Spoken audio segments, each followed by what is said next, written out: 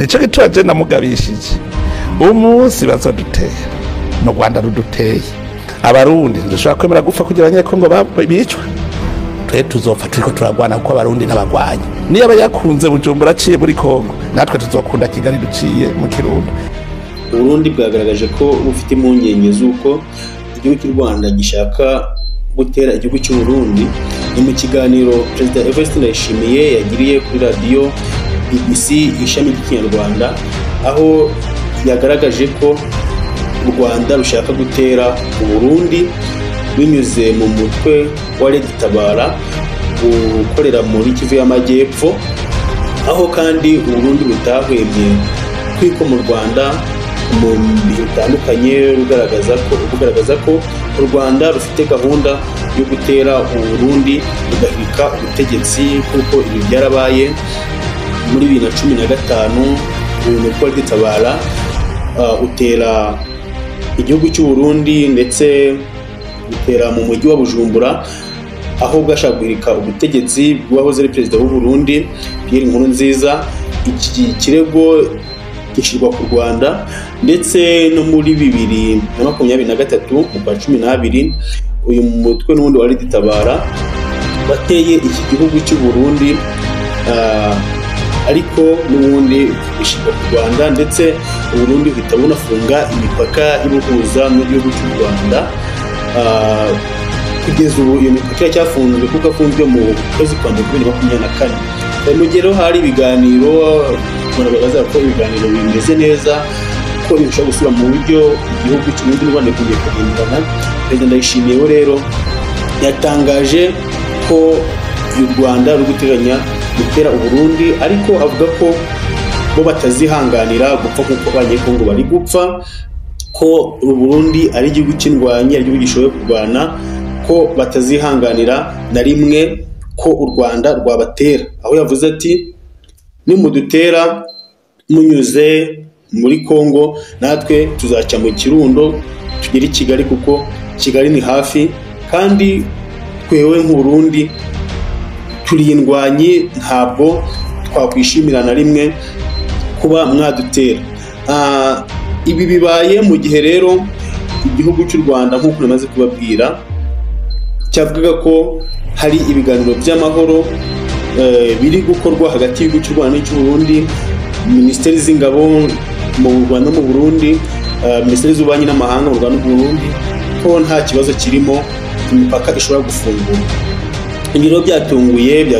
twese tuvuga tuse ibyo Perezida Ndayishimiye ari gutangaza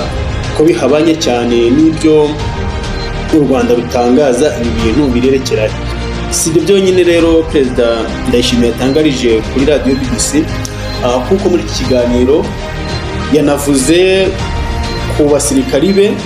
bari mu gihugu cya Kongo ndetse no muri Somalia, aho yatangaje ko kuba Kongo itsindwa ibyo ntabwo byagombye kubazwa u Burundi, ahubwo byagombye kuba bibazwa Kongo, kuko atari n'u Burundi buri muri Kongo, ahubwo ari igisirikari cy'u Burundi kiri muri Kongo. Yabivuze muri aya magambo avuga ko u Burundi butari muri Kongo, ahubwo ari igisirikari kiri muri Kongo, ndetse atari naho honyine abasirikari b'u Burundi bari, ahubwo no muri Somalia bariyo, kandi niho hari benshi ugereranyije n'abari muri Kongo. Rero ntabwo twagomye kuba tubazwa impamvu Kongo iri gutsindwa, ahubwo Kongo niyo yakabaye ibazwa impamvu itsindwa, bakagumya bagafata ibisagara nk'uko yabivuze muri aya magambo. U Burundi bwagiye gufasha leta ya Kongo niyo yobazwa kubera ikibago bafata ibisagara. U Burundi ni umufasha si wabazwa. Umva rero leta ya Kongo niyo yobazwa igituma ibisagara biguma bifatwa, kandi no Burundi buri ega ntihagiye Burundi twarungitse inteko mbere muri Kongo niho hariyo bakeyi kuba dufise muri Somalia, mugabo twari twamadushikiye yanzira twari dufise yuko muri Kongo hazoba amahoro habaye ibiganiro. Ikindi Ndayishimiye yavuze kigatangaza abantu ni uburyo yavuze nyine u Rwanda ruba rutegura gutera u Burundi, ngo aho rumanza kugira ngo rutere ngo ni tekinike cyangwa se ni uburyo bakoresha bwo kumanza bangisha isi umuntu, aho bagenda bakagira umuntu nk'inyamaswa, bakamugiranya n'igikoko kugira ngo uramuka muteye nyine bazumve ko ari igikoko bateye, isi ibone ko nta kibazo. Ibi yabivuze agendeye ku kibazo bamubajije kuri Kabarebe, avuga ati Kabarebe turaziranye, aranzi, ntabwo nzi impamvu ashobora gukora ibintu nk'ibi cyangwa se uburyo ashobora kungira ikintu nkari cyo akamfata mu yindi sura. umushikiragaci Kabarebe uwo muntu tuzinanye anzi n'ingene meze, yaranyagirije neza ko cyashaka kugira ihonyabwoko ry'abanyamurenge yuko nagirisheje inama Abahutu. Mugabo abanyamurenge nabo twirigwana tuvugana, mugaranyambika iryo baragusa kugira ngo amakungu abone Uburundi nabi. Mu yandi makuru nuko ejo hashize n'ubundi Perezida Evariste Ndayishimiye yakiriye Minisitiri w'Ububanyi n'Amahanga wa Congo, Madame Teresa Kayikwamba Wagner, aho yaramuzaniye ubutumwa bwa Felix Tshisekedi Chirombo, ariko ubutumwa ntabwo bwaje gutangazwa mu itangazamakuru, gusa yavuze ko nyine hari ubutumwa amuzaniye, bamwe bakabihuza n'ubundi no kunoza imikoranire cyangwa se imibanire myiza y'ibihugu byombi, ndetse no mu gufatanya mu by'umutekano mu bihugu byabo. Ibi bibaye nyuma y'uko mu ntangiriro z'ukwezi kwa kabiri n'ubundi Perezida Evariste Ndayishimiye nawe yari yagiye muri Congo Kinshasa ajya gusura mugenzi we Tshisekedi, ariko n'ubundi ibiganiro bagiranye ntabwo bigeze bijya mu itangazamakuru gusa, ariko nubwo bitagiye mu itangazamakuru nyine abanyamakuru ibitangazamakuru bimwe byagiye bitangaza ko uyu Perezida Ndayishimiye yari yagiye muri iki gihugu cya Repubulika Iharanira Demokarasi ya Congo, agiye n'ubundi kugira ngo baganire ku kibazo cy'umutwe wa Tabara wagiye ugaba ibitero bitandukanye mu gihugu cy'u Burundi. Ibyo bitero hari ibyagiye byose byomeka ku Rwanda, aho muri 2015 bashatse guhirika ubutegetsi bwa Gitega, ariko n'ubundi bakavuga ko ari u Rwanda rubaha inkunga, u Rwanda rubacumbikiye, kuko Perezida avuga ko nyine uyu mutwe ngo wavuye mu nkambi ya Mahama, aho bari bacumbikiwe n'impunzi, noneho leta y'u Rwanda ikabashyira hamwe ikabakoramo umutwe wa Tabara ushaka guhirika ubutegetsi. Ndetse no muri 2024 nk'uko maze kubivuga, nabwo nyine nashatse guhirika ubutegetsi butera Burundi, aho bahise bayifunga imipaka mu kwezi kwa mbere, kugeza ubu imipaka ikaba igifunze. Rero ibinyamakuru byavuze ko byatangaje ko ibiganiro Perezida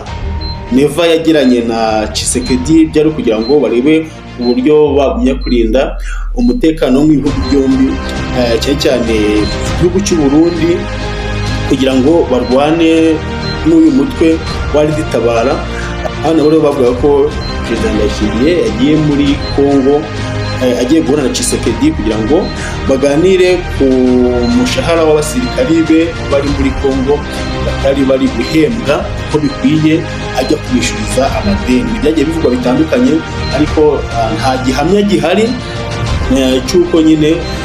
cy'ibyavuzwe byose nibyo itangazamakuru ryavugaga. Ibiganiro byabereye mu muhezo, n'ibyo biganiro byabaye ejo. Ubutumwa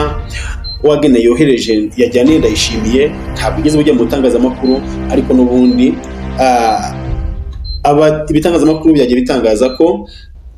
ibi biganiro n'ubundi cyangwa se ubutumwa bwari bugamije kugumya kunoza umubano wa Repubulika Iharanira Demokarasi ya Congo ndetse n'u Burundi, ndetse no gufatanya by'umwihariko mu kurwanya umutwe wa M23. M23 nyine bavuga ko ari abasirikare b'u Rwanda bagiye gutera Congo, ndetse bakaba bari kwica inzirakarengane z'abaturage, bamwe bahunga bakagwa mu mugezi wa Rusizi banyuze mu bagene mu twatwa dutoya, aho yanavuze ko Ndayishimiye yanavuze ko muri ubu buhunzi abakongomani bari gupfa kandi bagapfa nabi, kugeza n'ubwo umwana w'imyaka 3 yarohamye mu bwato bwari bwambutsa abaturage bavana muri Kivu y'Amajyepfo bajyana i Burundi mu ntara ya Cibitoke. ibintu rero bikomeje kugenda byivangavanga muri ibi bihugu byacu by'abaturanyi ndetse no mu biyaga bigari muri rusange no mu karere. Mujye dukurikiranira hafi, wowe wakomeje gukora subscribe, ubundi aya makuru tugiye tuyakugezaho uko bwije n'uko bukeye, ujye uba uri update ku makuru yose avugirwa mu karere.